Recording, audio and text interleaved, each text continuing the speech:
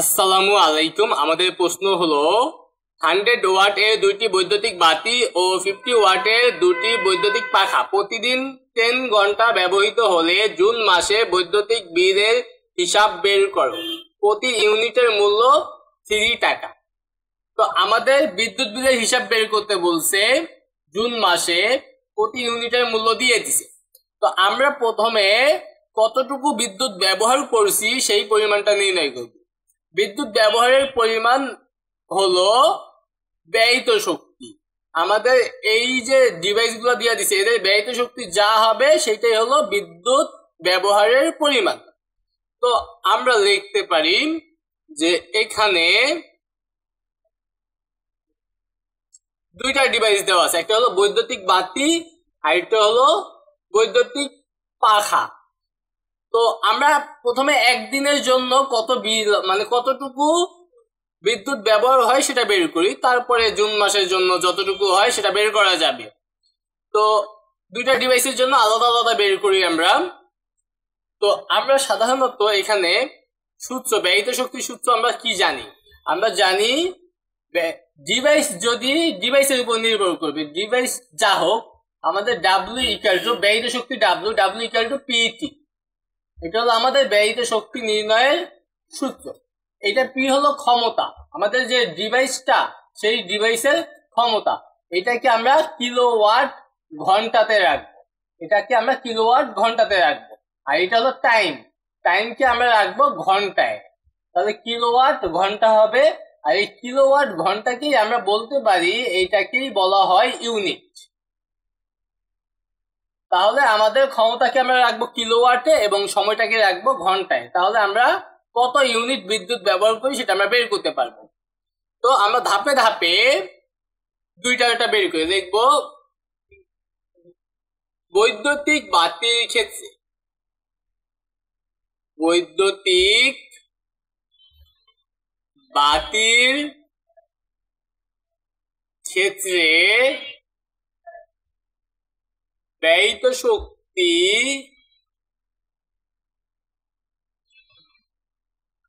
W1 হলে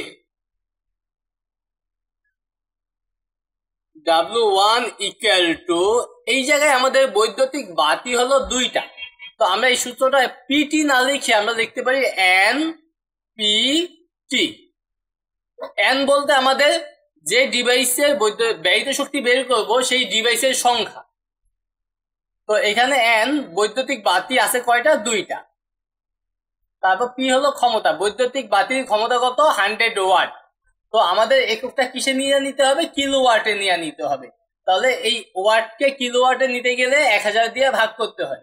তাহলে আমরা এখানে 100 ডিভাইডেড বাই 1000, 1000 দিয়ে ভাগ করলাম, কারণ আমাদের কিলোওয়াটে আমরা রাখবো ক্ষমতাটাকে। টাইম, একদিনে আমাদের কতটুকু, কয় ঘন্টা চলে? বাতিও 10 ঘন্টা চলে, পাখাও 10 ঘন্টা চলে। তাহলে টাইম হলো 10 ঘন্টা।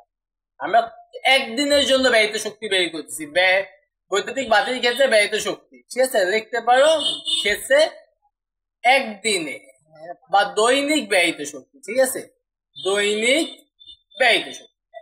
তাহলে এটা ক্যালকুলেশন, এককটা কি হবে? এককটা লিখে দেই কিলোওয়াট ঘন্টা। এবার এটাকে একটু ক্যালকুলেশন করতে হবে। ক্যালকুলেশন হাতে কলমে করা যায়, এই 0 0 0 কাটা, এই 2 0 এই 2 0 কাটা।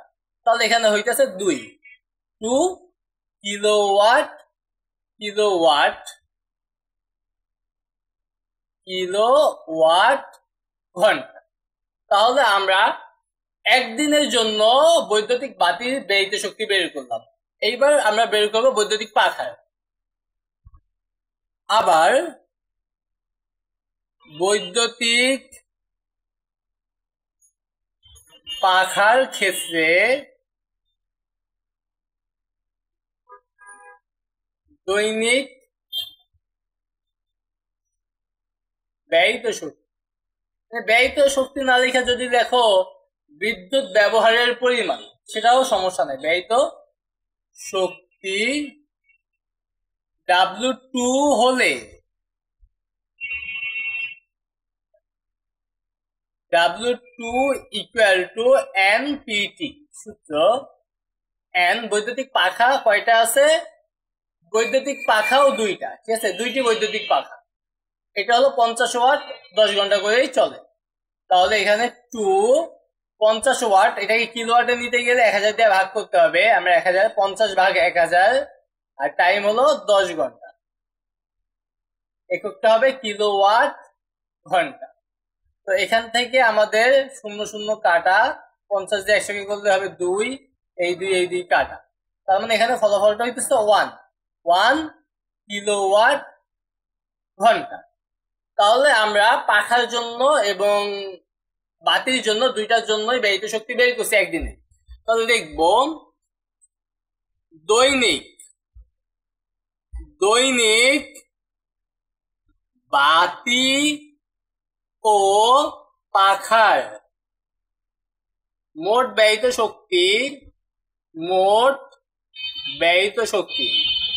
শক্তি না লিখে লিখতে পারো বিদ্যুৎ প্রবাহ বা বিদ্যুৎ ব্যবহারের পরিমাণ। ব্যয়িত শক্তির ডাব্লু হলে, ডাব্লু ইকুয়াল টু কি হবে, দুইটা যোগফল, W1 প্লাস W2। W1 পাইছিলাম 2, আর 2 কিলোওয়াট ঘন্টা, আর এটা পাইছি 1, তাহলে টোটাল কিলোওয়াট ঘন্টা। তার মানে এখানে টোটাল একদিনে আমাদের 3 কিলোওয়াট ঘন্টা বিদ্যুৎ ব্যবহার করা হয়। লিখবো জুন মাস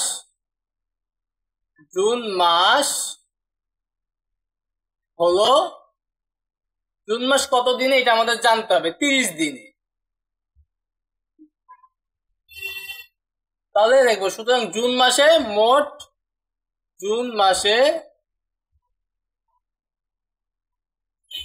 মোট বিদ্যুৎ ব্যবহার বা ব্যয়িত শক্তি, যেটাই দেখো। তাহলে আমাদের একদিনে 3, আর 30 দিনে কি হবে, 3 গুণ 30 কিলোওয়াট ঘন্টা। একদিনের জন্য 3 কিলোওয়াট ঘন্টা, তাহলে 30 দিনের জন্য কত, 3 গুণ 30, তাহলে 3 গুণ 30 কত, 90 কিলোওয়াট ঘন্টা। এই কিলোওয়াট ঘন্টাকে আমরা কি লিখতে পারবো বলছিলাম, ইউনিট লিখতে পারবো বলছিলাম, এখানে লিখলাম ইউনিট। তাহলে আমরা জুন মাসে বিদ্যুৎ ব্যবহার করব হলো 90 ইউনিট। আমাদের ইউনিটের পরিমাণটা দিয়ে দিছে যে 1 ইউনিট কত টাকা, 1 ইউনিট হলো 3 টাকা। দেখো প্রতি ইউনিটের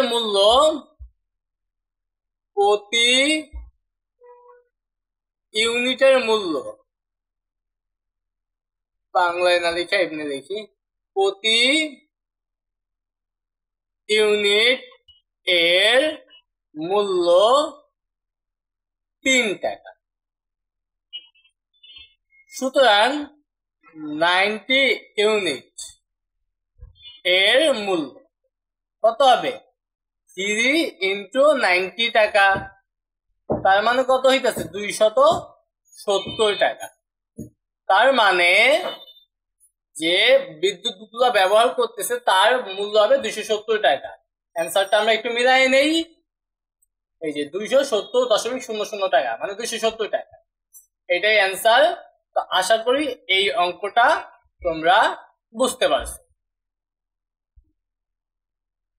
আমাদের এই প্রশ্নটা হলো, কোন বাড়িতে 100 ওয়াটের 10টি এবং 60 ওয়াটের 5টি বাতি এবং 3 কিলোওয়াটের একটি হিটার আছে।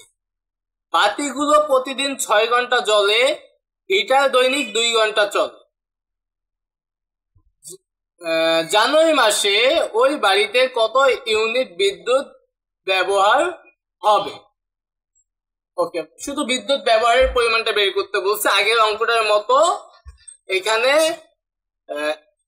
100 ওয়াটের 10টা, তারপর 60 ওয়াটের 5টা, আর 3 ওয়াটের একটা হিটার আছে। দেখবো এখানে 100 ওয়াট এর 10টি বাতির ব্যয়িত শক্তি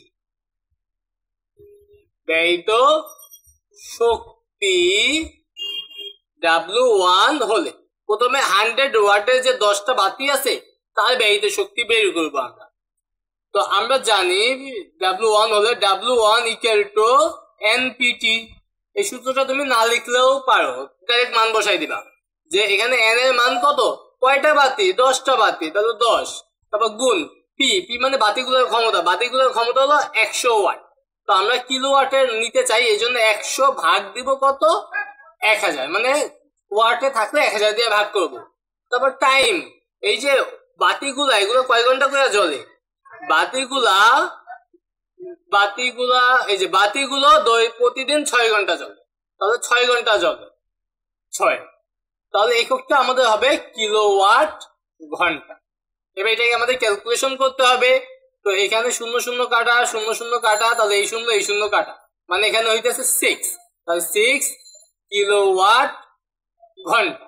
তাহলে আমরা 100 ওয়াটের যে বাতিগুলা তাদের ব্যয়িত শক্তি বের করে ফেললাম। 100 ওয়াটের 10টি বাতির দৈনিক ব্যয়িত শক্তি, দৈনিক লিখবো, ঠিক আছে, কারণ একদিনের ব্যয়িত শক্তি বের করছি।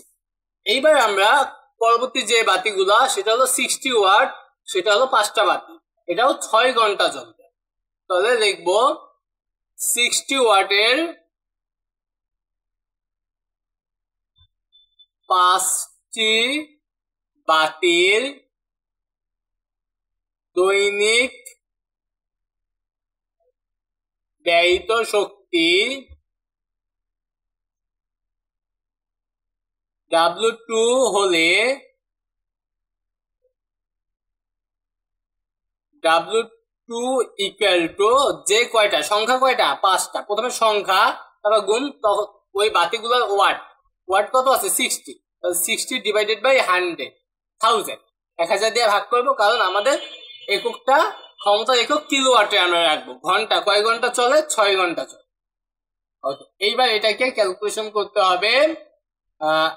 এখানে ক্যালকুলেশন করলে 0, এই 5 6 30, তারপর 30 এর আরেকটা 0 কাটা, তাহলে 3 থাকতেছে, 3 6 18, 18 কে 10 দিয়ে ভাগ করলে হবে 1.8 কিলোওয়াট ঘন্টা। তাও আমরা একটু ক্যালকুলেটরে পুরোটা বসাই দেখি, 5 6 30, তাহলে 30 গুণ 60 ডিভাইডেড বাই 1000,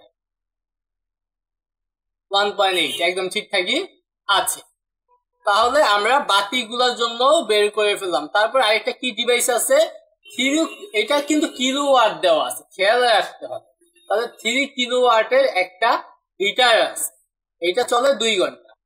আচ্ছা, লিখবো হিটার 3 কিলোওয়াট, 3 কিলোওয়াট এর একটি হিটারে দৈনিক ব্যয়িত শক্তি, দৈনিক ব্যয়িত শক্তি, এটা আমরা W3 বললাম। W3 হলে W3 ইকুয়াল টু, প্রথমে সংখ্যা কয়টা হিটার, একটা হিটার, সূত্রটা লিখতে পারো NPT, তারপর ক্ষমতা, ক্ষমতা কিলোওয়াট, তাহলে 3, এটাকে আর 1000 দিয়ে ভাগ করতে হবে না, কারণ এখানে কি 3 কিলোওয়াট, এককটা কিলোওয়াটেই আছে।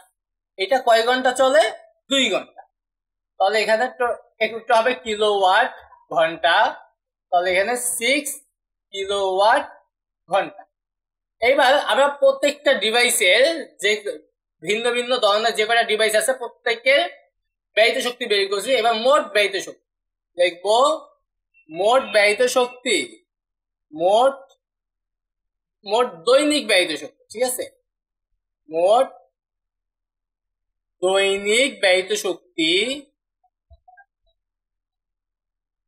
মোট দৈনিক ব্যয়িত শক্তি W হলে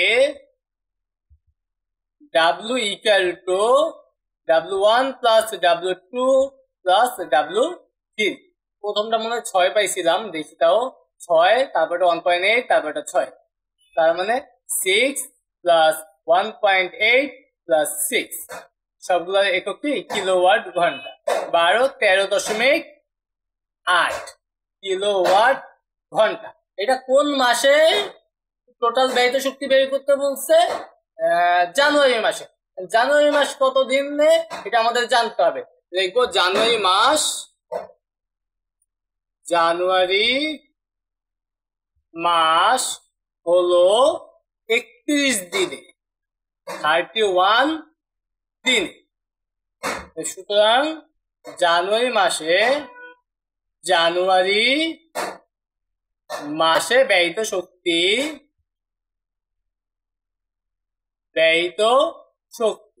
একদিনে যা ব্যয়িত শক্তি তার সাথে আমরা জানুয়ারি মাসে যত দিন তার গুণ করে দিব, এত কিলোওয়াট ঘন্টা।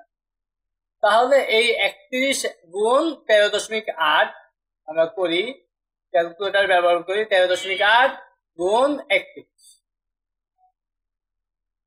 427.8, 427.8 কিলোওয়াট ঘন্টা। আমরা একটু অ্যান্সারটা মিলাই দেখি, 427.8 কিলোওয়াট ঘন্টা একদম পারফেক্টলি মিলে গেছে। তো আশা করি তোমরা এই প্রশ্নের সমাধানটাও সহজে বুঝতে পারছো।